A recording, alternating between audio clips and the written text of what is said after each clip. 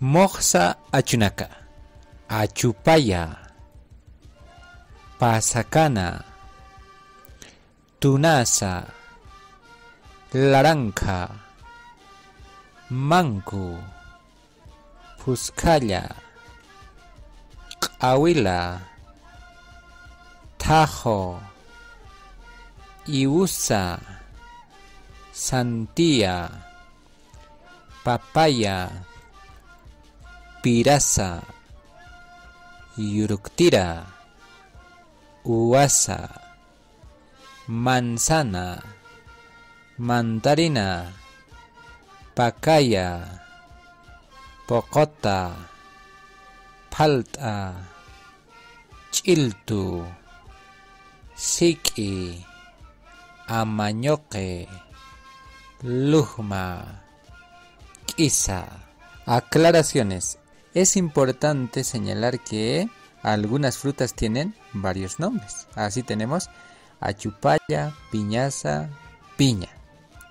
Amañoque, amcañoque, amcañoque, amcañoque, amañaque, ancañoca, amañoco, amañeque. Se refiere al fruto de la planta subterránea que crece debajo de la leña.